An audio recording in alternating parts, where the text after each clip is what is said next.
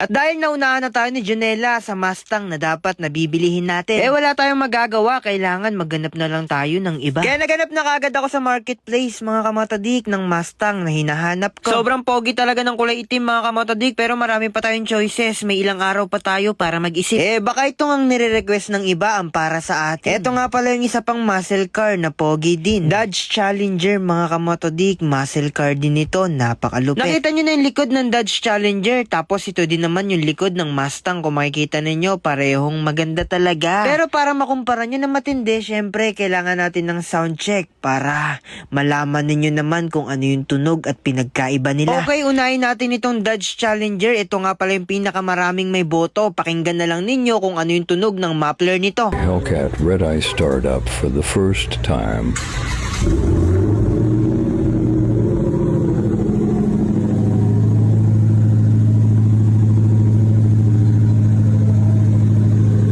Narinig nyo na ba yung tunog ng Dodge Challenger na ito, or kung tinatawag nila ay Hellcat? Ngayon, pakinggan nyo naman yung Mustang para malaman ninyo kung ano ba yung tunog ng tambucho nito.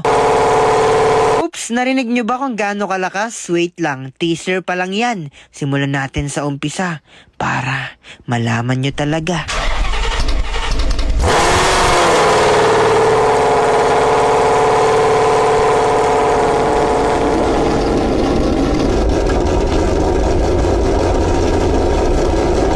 Masisiraan na ng ulo itong ulo ko kasi hindi ko alam kung ano ba yung bibilhin ko. Kaya mga matadik, tulungan ninyo ako kung ano ba talagang dapat natin bilhin.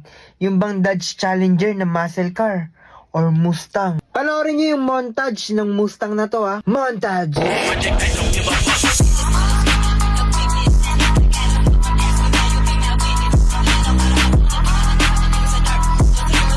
Napakaganda ng Mustang mga kamatodik, kaya tulungan ninyo ako mag-isip kung ano ba dapat yung bilhin ko. Napakaganda din ng Dodge Challenger. Pero hindi naman natin pwede bilihin yung dalawa na to kasi sigurado ako kailangan lang natin mamili ng isa. Dahil yung dapat natin mahalin ay isa lang talaga. Ay, hugot! Tangina mo! Gago! Ano bang bibiliin ko? Tangina. Tumama to di ka. Magmamanila kami sa hindi ko pa pwede sabihin kung kailan, pero malapit na, as in. So doon may mga viewing tayo ng mga iba't ibang car. So sana talaga sana hindi tayo magsisi sa bibili natin na. Sana siyempre dapat yung mabili natin is maganda.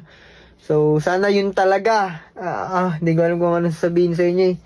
Basta abangan nyo na lang mga motodika. Sana yung desisyon sa mabibili nating muscle car talagang hindi tayo magsisi.